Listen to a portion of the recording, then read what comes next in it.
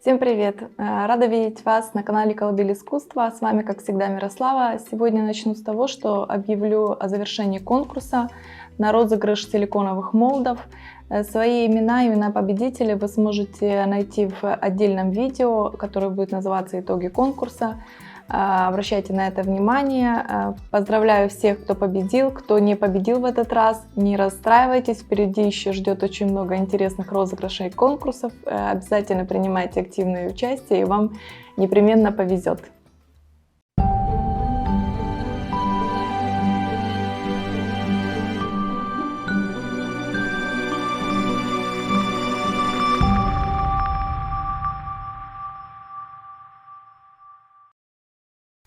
Сегодня на видеоуроке мы с вами сделаем интересное интерьерное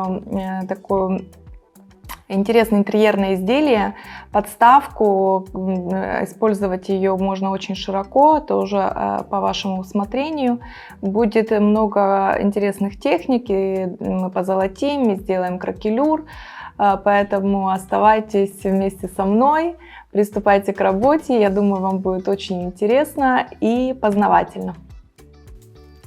Как основу мы сегодня будем использовать деревянную заготовку. Деревянные заготовки отличного качества, приятные цены.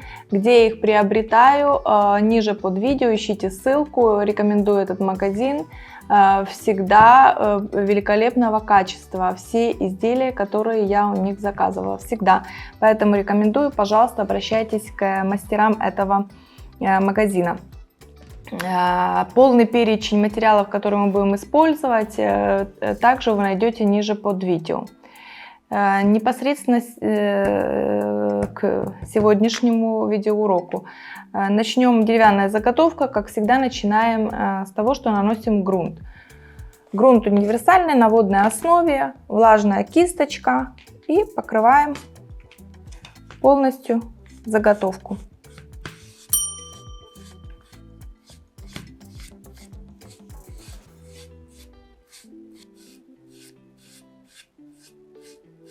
Итак, заготовку покрываем, напоминаю, покрываем грунтом с двух сторон. И сейчас я первый слой грунта просушу, и второй раз я покрою именно верхнюю часть заготовки. Заготовка покрыта грунтом с двух сторон. Напоминаю, ту сторону, где я буду клеить декупажную карту, эту поверхность я покрыла дважды. Высушила первый слой, и после этого покрыла еще раз и высушила. Сейчас она полностью покрыта, сухая, хорошо просохла, и я пройдусь наждачной бумагой средней зернистости.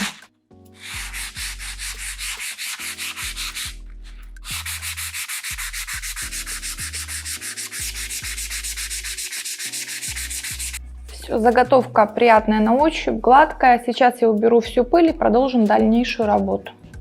Так, сейчас на этом этапе я буду приклеивать декупажную карту к поверхности, но прежде чем это сделать, поработаю немножко с ножками. Будем сегодня использовать ножки. Они очень золотые, очень блестят, а задумка у меня винтажного изделия, поэтому мне надо немножечко убрать этот блеск. Что я сделаю? Я возьму лаковую поталь золота и просто покрою, тем самым немножко покрою ножки, поверхность ножек, тем самым уберу такой явный блеск активный.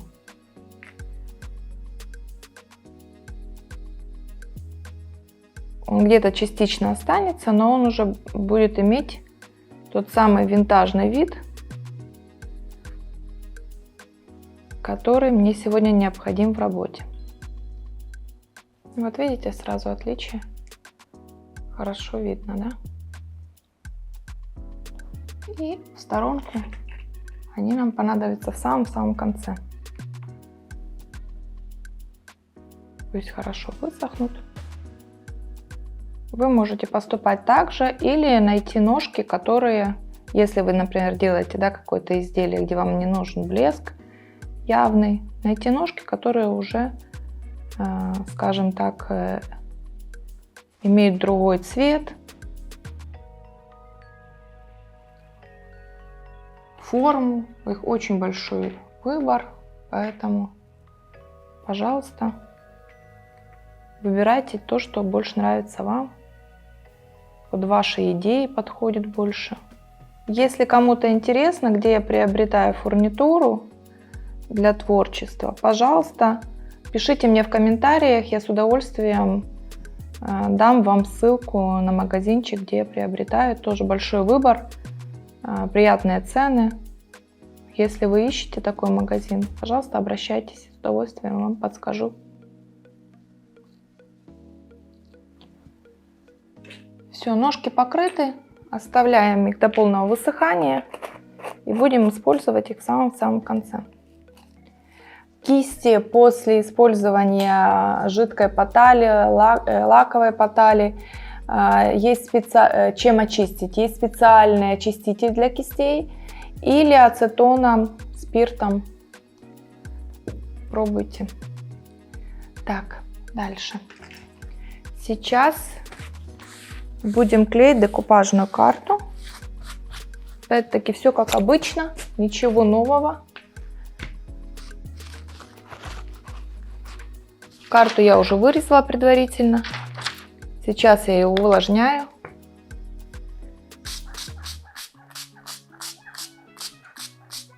Так. Клей для декупажа наносим на поверхность.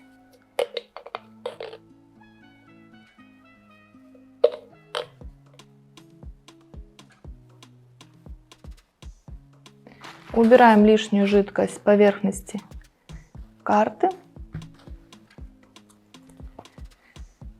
Прикладываем.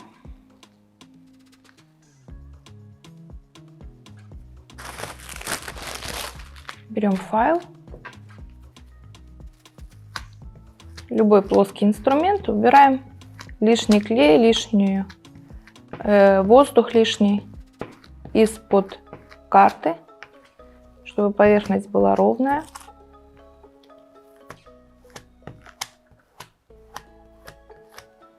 Сейчас еще раз проходимся клеем для декупажа по поверхности. От середины к краям разглаживаем и проклеиваем.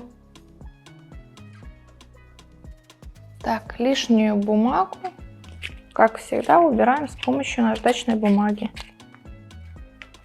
Пока она еще влажная, это удобно делать.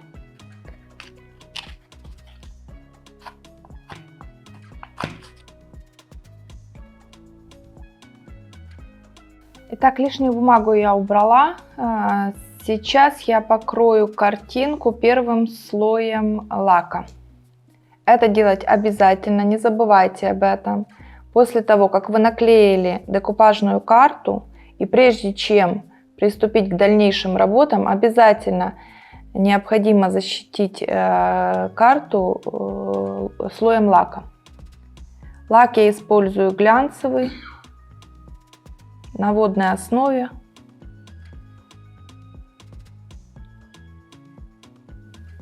Так, картинку покрыли, защитили и сейчас хорошо высушим. Так, на этом этапе я буду покрывать всю поверхность, где она у нас не покрыта картой, всю поверхность краской. Для этого я буду использовать меловую краску. Вы, безусловно, можете использовать акриловую, если у вас нет меловой краски. Вообще не имеет значения в этом случае. Что меловую краску обязательно перед работой необходимо хорошо взболтать, размешать. Это тоже обязательно запоминайте. Кисточка влажная. Если вы работаете не так часто, да, вы редко используете краску, пожалуйста, с банки ее доставать не надо. Отдельно выкладывайте в тарелку или на любую поверхность. Там можно чуть развести водичкой еще, если это необходимо. И лучше добавлять каждый раз, чем кисточкой в банку, потому что краска быстро портится, и вы только зря будете выбрасывать и переводить такой замечательный продукт и тратить лишние деньги. Поэтому запомните, кисточкой в банку не надо, отдельно. Я использую часто, поэтому я себе, к сожалению, это позволяю, но это не надо делать. Так, покрываем. Я использую такой синий-серый цвет, очень красивый. Вы опять-таки подбираете цвет с учетом оттенков на вашей картинке. Да, мне показалось, что захотелось мне такой цвет сегодня использовать. Вы, безусловно, подбирайте под себя.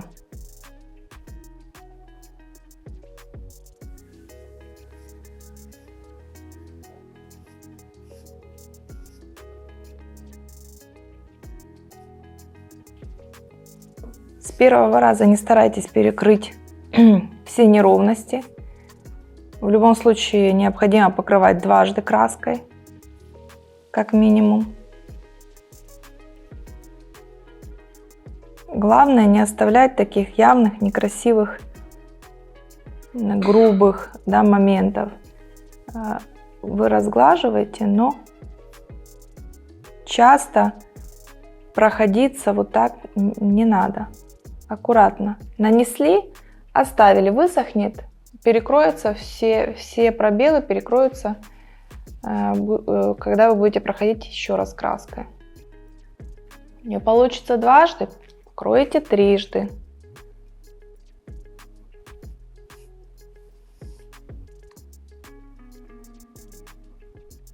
Сейчас я пройдусь до конца, высушу и покрою еще раз.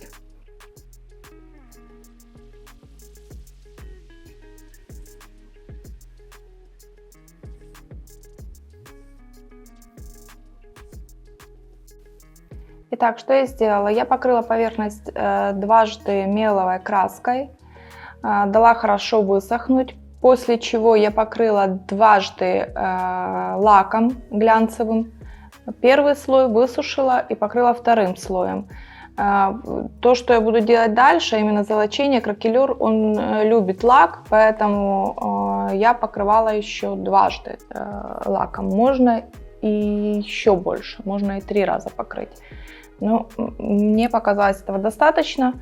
Вы должны смотреть, если у вас лак тонкий совсем такой есть, знаете, он такую тонкую пленку дает, покройте трижды. У меня средний, в принципе, средней укровистости лак, поэтому мне хватило 2 слоев. Далее я клеила малярной лентой некоторые участки. Мне нужен, я буду золотить только вот эту каемку, да, внизу, и мне нужен ровный эффект, да, золота. Поталь имеет такие свойства, если клей где-нибудь попадет, да, не там, где это необходимо, обязательно она там приклеится, потом ее сложно убрать, поэтому лучше, если вам нужна такая ровная, аккуратная полоска, лучше оклеить малярной лентой. Приступаем. Сейчас я нанесу клей для золочения на те места, где я буду покрывать листовой поталью. Это просто кисточкой наносим.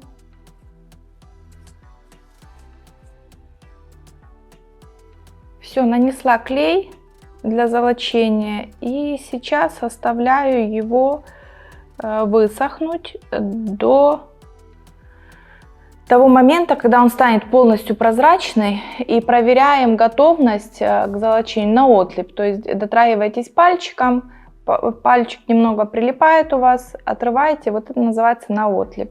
Тогда уже поверхность готова к золочению. Ждем.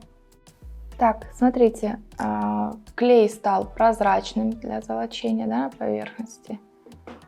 Прикладываем, палец клеится хорошо, отлипает, великолепно. Все, готово к золочению поверхности. Так, я беру листовую поталь. У меня есть все необходимые инструменты. Если у вас таких инструментов дома нет, не огорчайтесь, можно просто рукой брать лист потали, прикладывать, наносить его на поверхность таким образом. Остатки, которые у вас, естественно, будут, складывайте куда-нибудь в баночку, они вам обязательно пригодятся. Иногда мы используем в работе хлопья потали, поэтому ничего выбрасывать не надо. все можно применить. Так, сейчас я специальным ножом буду отрезать необходимые полоски. Натуральную кисточку я использую. У меня на руке нанесен вазелин. Вот так аккуратно беру, чтобы вам было лучше видно. И прикладываю.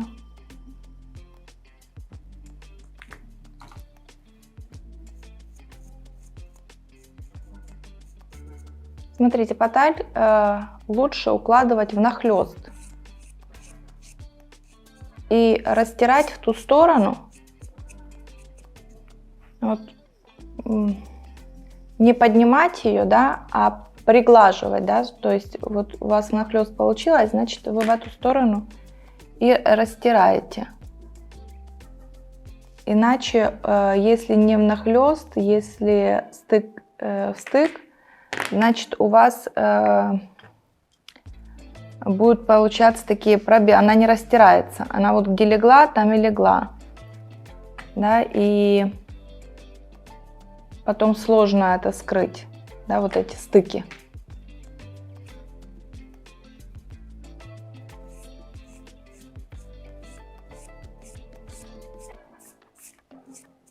Сейчас уберем малярную ленту и обязательно закроем поталь шелаком. Шелаком, вот в случае листовой потали, обычной листовой потали, обязательно после все закрывается шелаком.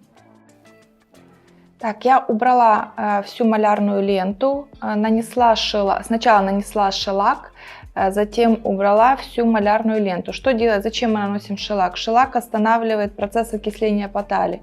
То есть после этого это гарантированно у вас не будет никаких темных пятен на поверхности, да, не зеленых, красиво останется золотой эффект и ничего не будет бояться. И также с помощью шелака убираются шероховатости, то есть после золочения поталь, она, я уже подчеркивала, не разглаживается, да, и остаются такие частички потали, и шелак тоже хорошо это приглаживает, убирает эти шероховатости на поверхности. Далее, что сейчас делаем? Будем работать с кракелюром. Вот вверх картинку я хочу покрыть кракелюром. Двухшаговый кракелюр я буду использовать, так называемый финишный. Сначала наносим первый шаг. Все так же, как с клеем для золочения, с лаком для золочения. Наносим.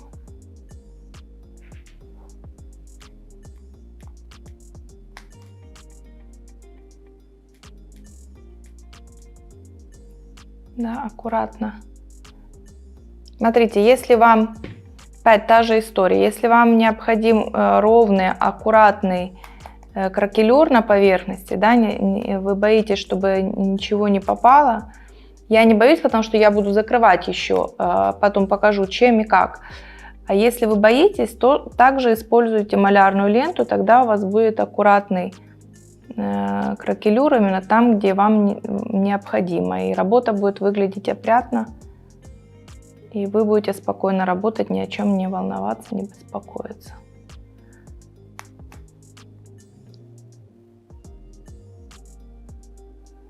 Кракелюр этой компании использую впервые.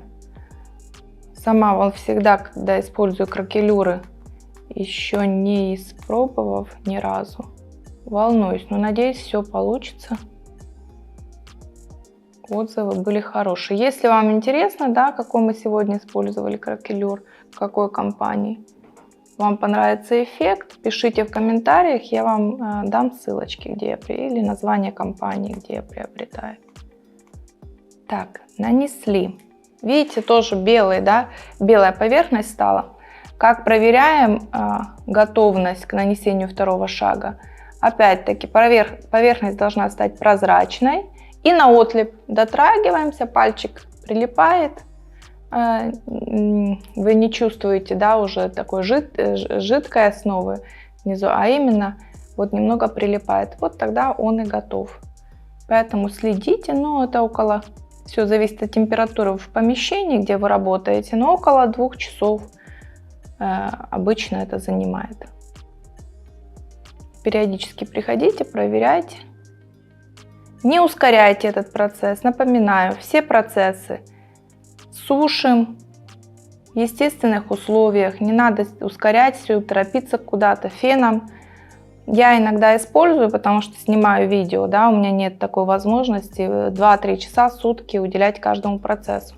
Дома, если вы хотите, чтобы ваша работа выглядела достойно, чтобы все материалы ложились на поверхности хорошо, чтобы это было качественно, все в спокойном режиме, не торопитесь, не ускоряйте это. Так, после первого шага кракелюрного лака полностью поверхность стала прозрачной, светлой, да, значит он уже высох. Мы проверяем, тестируем на отлип. Видите, прилипает хорошо, да, палец. Значит, все, достаточно его сушить. Берем второй шаг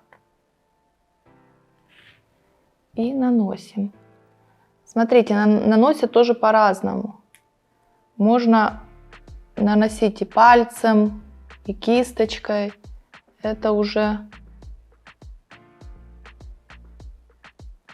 как вам удобнее. Кто-то спонжиком, я не люблю спонжиком наносить. Но где-то вот пальцем можно себе помочь. Тут главное не переусердствовать и не вытереть, да, этот второй слишком.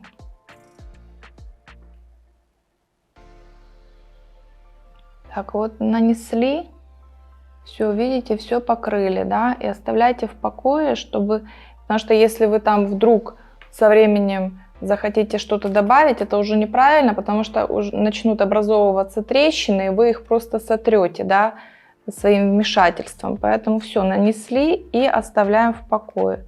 Опять-таки наблюдаем. Здесь, кстати, можно себе помочь феном слегка, да, добавить трещин. Вот в случае со вторым шагом в кракелюрном составе можно помогать феном, дать немного ему схватиться, скажем так, а потом еще феном добавить, вот, более глубокие должны стать трещины.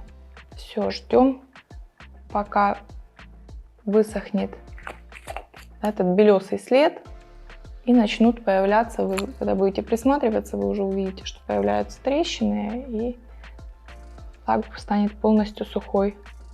Спокойно сможете рукой дотрахиваться, он уже высох. Итак, второй слой, второй шаг, точнее, кракелюрного состава высох. Трещины, в принципе, появились очень неглубокие, деликатные, видимо, ну, подчеркиваю, я впервые использовала, да, этот состав. Немного жирнее его надо, гуще наносить. Я так это поделикатничала, и у меня поэтому такие они очень нежные получились. Но в любом случае получились, да. Сейчас я возьму пудру, специальная пудра для затирки этих трещин. Тоже есть разных цветов, всем чем угодно можно, да, можно и сухой пастелью затирать, можно пудрой, можно жидкой патиной, то есть как вам угодно. Я буду использовать золотую пудру, так как у нас уже тема золота, да, будем ее продолжать. И вот натуральной кисточкой таким образом наношу. Даже много нанесла. И затираю как бы эти трещинки.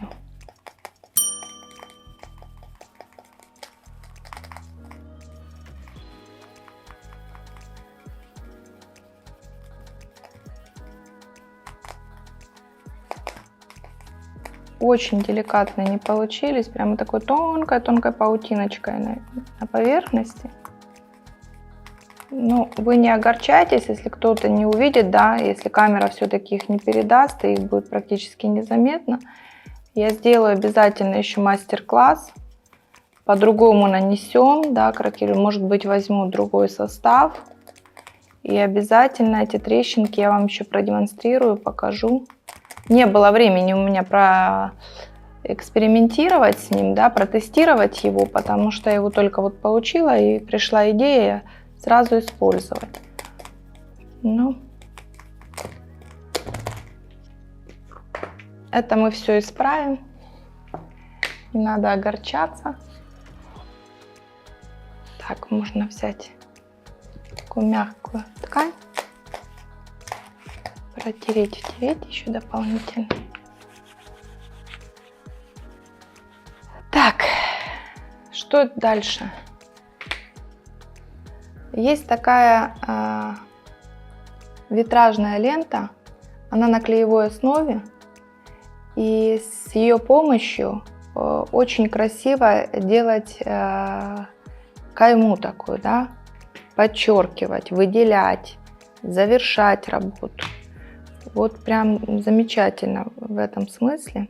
Она двойная, можно разделить, использовать более тонкую, можно двойную использовать. Мне, в принципе, двойная и нужна, потому что у меня достаточно широкая кайма. Ее можно окрасить, можно покрывать лаком, она совершенно все выдерживает спокойно.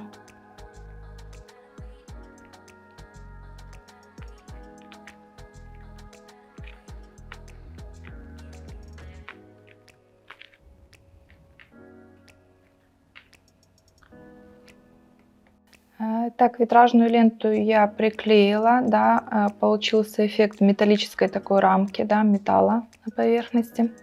Сейчас я выделю некоторые участки жидкой поталью.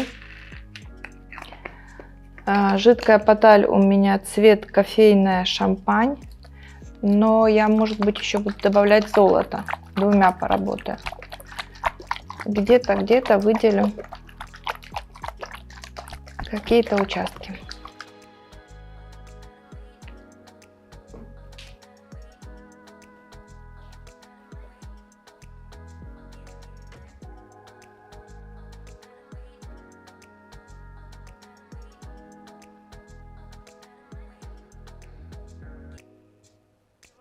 Так, переходим к ножкам. Конечно, если у вас есть дома шуруповерт, они есть такие маленькие, сейчас удобные, вы можете воспользоваться ним, и даже нужно ним воспользоваться. В комплекте к ножкам обязательно идут специальные винтики, гаечки, которые можно воспользоваться. Но у меня сейчас его нет под руками, поэтому я возьму суперклей, потом проработаю уже, когда будет возможность шуруповерта. Сейчас посажу просто на суперклей.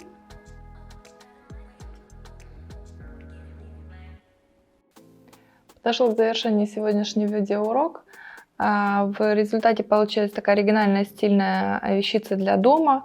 Это может служить вам подставкой, да, по вашему усмотрению, да просто украшением интерьера.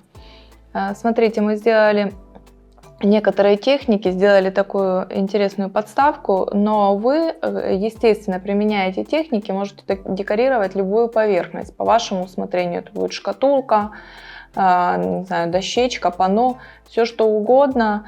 Применяя эти техники, вы можете совершенно спокойно задекорировать. Не получился кракелюр. Моя вина, не проэкспериментировала, да, не протестировала, точнее, я его перед применением, поэтому получился такой казус. Но вы не огорчайтесь, кто не работал с кракелюрами, я обязательно вам покажу, как, да, это делается, протестирую, поищу еще другие составы. К сожалению, мой, который я люблю, привыкла, уже не выпускается. Приходится тоже находить выход из положения, экспериментировать, поэтому ссылку пока рекомендовать не могу, пока точно не протестирую в разных, по-разному буду наносить, буду смотреть, как он работает, и только после того, как я буду убеждена, что он 100% работает, я смогу вам рекомендовать.